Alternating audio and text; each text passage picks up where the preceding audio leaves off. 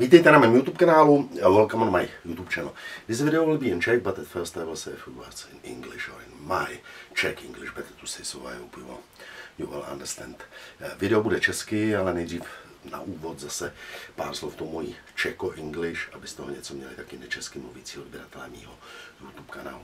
So, dear friends, I have now here on the table, or as you could see in my previous video, it was today live stream here from my listening room. I have found backside in front of my listening room, in the back row by the wall, this old and for me pretty nice and interesting stereo amplifier Teleton SAQ 408, produced in Japan mid-70s. And also I have found this this stereo amplifiers Tesla.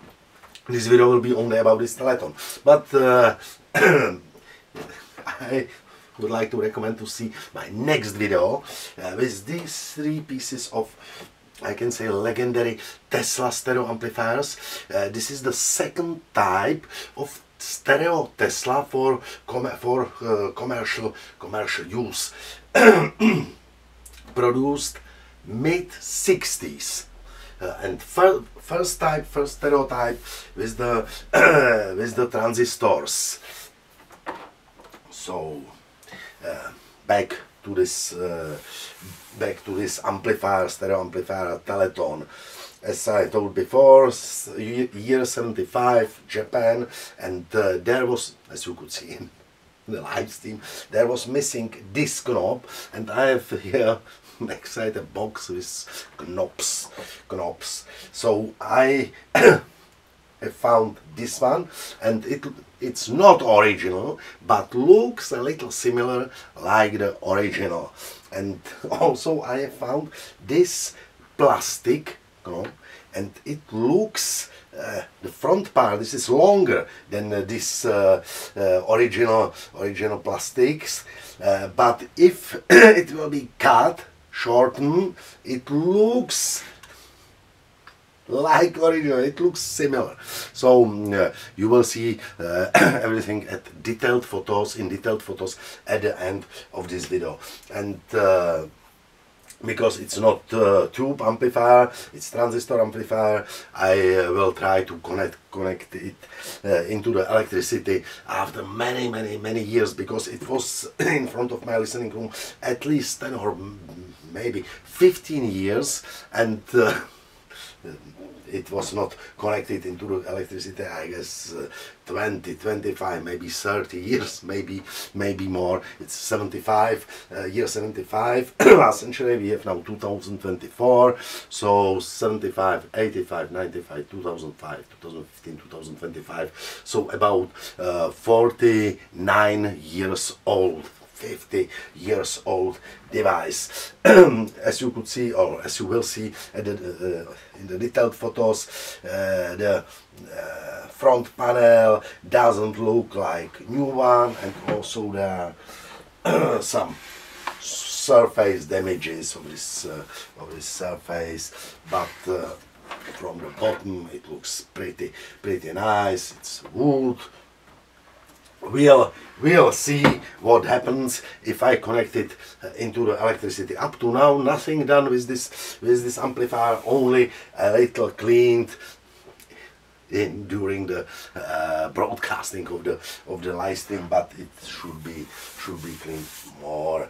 So thank you for watching, thank you for subscribing my YouTube channel, and now I will go on and check.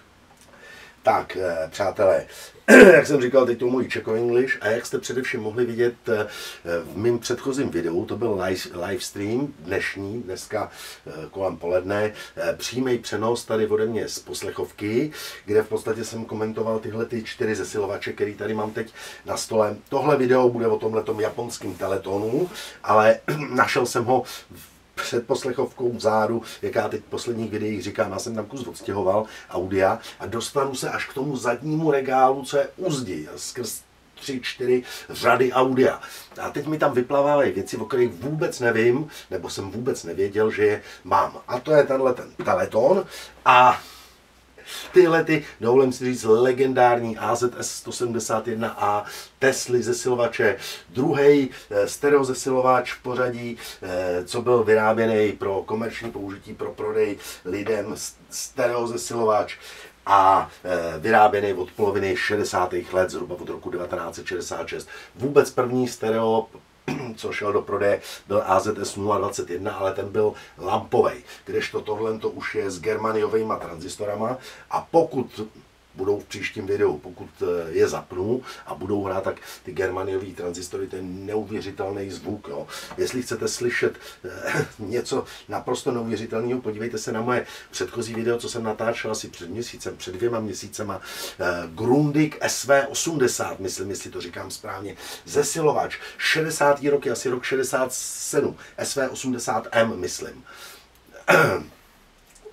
Tak starý, ale zvukově prostě lepší než cokoliv, co tady prostě mám novýho, prostě neprsknul si, pokud někdo chcete něco, jako kde člověk jde čistě za zvukem, ne za vzhledem, protože nevypadá lesk blesk, ale za zvukem doporučuji, podívejte se na ten Grundig, doufám, že říkám ten typ správně, když tak já se vlastně můžu podívat, já ho mám tady postavený před poslechovkou, tak vteřinku. Tak jsem si to pamatoval dobře, SV80M, takže to jsem poodbočoval. Teď tady k tomu zesilovači. Neměl originální knoflík, nebo neměl knoflík. Já jsem tady v rámci toho livestreamu vytáhl škatuli s knoflíkama a našel jsem ten, který podle fotek z internetu, kde tyhle ty zesilovače jsou hodně nafocený, tak je docela dost... Je trochu podobný, abych to řekl takhle. Ale co je téměř úplně stejný, je tenhle ten plastový knoflík, protože tady, jak vidíte, chybí. Ale tyhle ty jsou kratoučký. Uvidíte všecko na závěr videa v detailních fotkách. Tyhle jsou kratoučký, ale tenhle ten, kdyby se takhle odpálil, zkrátil a něčím se vyplnil a nasadil se, tak to bude prostě v podstatě k nerozeznání o těch, jo. Úplná náhoda, takže ten k tomu můžu přidat. Tak. A co jsem ještě chtěl říct, doufám, že na to nezapomenu. Tenhle ten zesilovač byl asi hodně vyhledávaný a asi se ho vyrobilo dost kusů. Nebo spíš hodně vyhledávaný, protože když si zadáte tenhle ten typ na internetu, tak vám vyjede takových informací, včetně manuálu. Našel jsem manuál, takže ten si stáhnu a doufám, že na to nezapomenu a dám to do fotek na závěr videa, fotky z manuálu a je tam i schéma, výkres. A já si to uložím i do počítače a pokud někdo chcete výkres, tak tady na YouTube to nebude moc čitelný, jo? Tak to budu moc poslat v plném rozsahu mailem, stačí si písnout, já vám to pošlu. Tak a já si dovolím tenhle zesilovač, protože není lampovej, tak ho zkusíme zapnout do sítě a uvidíme, co nám to provede. S tím, že jsem se zesilovačem zatím vůbec nic nedělal, zapnutý nebyl odhadem nějakých 25-30 let, protože tam vzadu před poslechovkou byl asi 10-15 let a uvidíme, co nám to udělá. Má to klasickou německou vidlici, já tady mám německou prodlužku, takže tam to bude pasovat, je to přepnutý na 220, tak uvidíme, co to provede. A mě tamhle běží stopky a už kamera mi nahrává v HDčku jenom 10 minut, takže já stopnu nahrávání, připojím reprobedny, ty profesionální dynakordy s těma tlakovými výškama. Dynakordy nevidíte, protože jsem tady něco stěhoval a jsou na zemi. Dřív byly víc ve výšce, 200 W, 8 ohmový nebo zhruba 208 ohmů plus tyhle tlakové výšky a to používám na odzkušování, protože kdyby něco zablblo, tak to jsou profi bedny, ty toho přežijou docela dost. Vstupy jsou ze zádu, uvidíte na závěr videa na detailních fotkách, nebo můžu ukázat. Vstupy jsou DIN 5, výstupy na repro, klasický plíšek tyčka, klasický konektor jako u tesláckých zesilovačů. Takže připojím signál z CD přehrávače do nějakého tady vstupu a ty repro bedny. A pak to zapnem.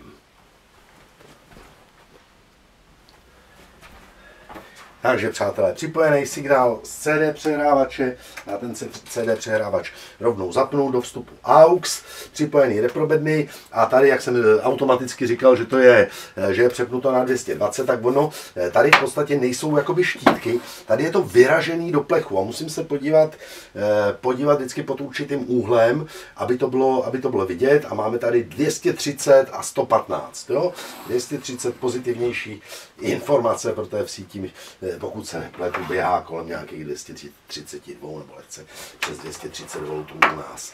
Tak, špinavý, nečištěno. A uvidíme, co nám provede zesilovač při prvním zapnutí asi po milionu let. Vypnuto, volume dole, balans doprostřed, basy doprostřed, vejšky doprostřed. Tak, radši to dáme ještě, jo, AUX je druhý, tak teď to mám na jiným.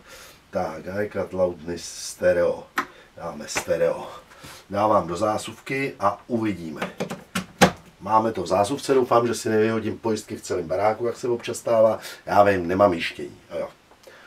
Už jsem si přečetl mnohokrát. Kontrolka svítí. Přepínám na AUX. Šáhám na volume.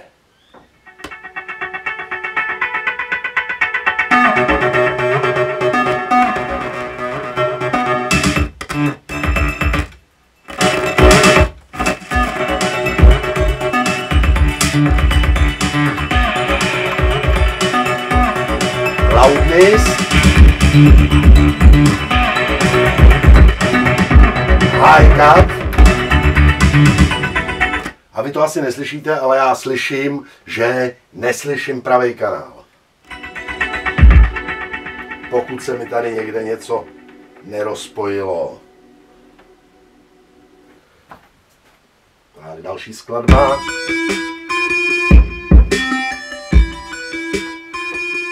A tam dám třeba starou. Ten zvuk není úplně čistý. Balans pravej, nic.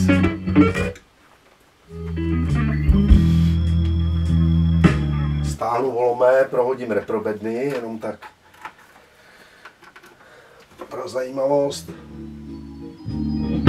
Jasně, teď nám hraje tamhleta, takže tak. Podívám se tady. Může být problém v kontaktu.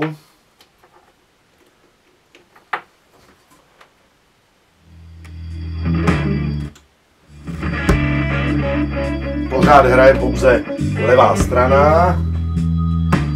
Zkusíme jiný vstup. Myslím si, že tady vlevo byl tape.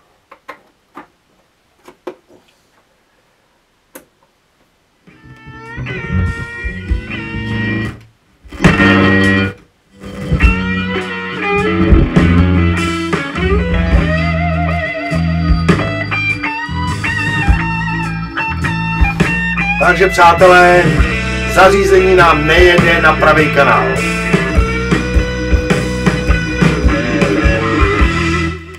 Stane se, nebo standardní situace, hele, já jsem spíš počítal s tím, že to vůbec nepoběží, jo? Takže pokud někdo chcete zesilovač Teleton SAQ 408 k opravě pravého kanálu, tak je k dispozici. Bude vystavený do prodeje u mě na webu angelicaudio.cz v rubrice zesilovače pod mým pořadovým číslem. A si to samozřejmě z hlavy nepamatuju. Lepit na něj štítek nebudu, protože tohle mám jenom jednou a další se mi tady, předpokládám, nemá šanci vůbec objevit. Teleton 179 136. Tak, takže přátelé, já jdu vzít foťák a udělám asi 1 000 000 detailních fotografií ze všech stran, takže pokud je zájem, podívejte se na fotky.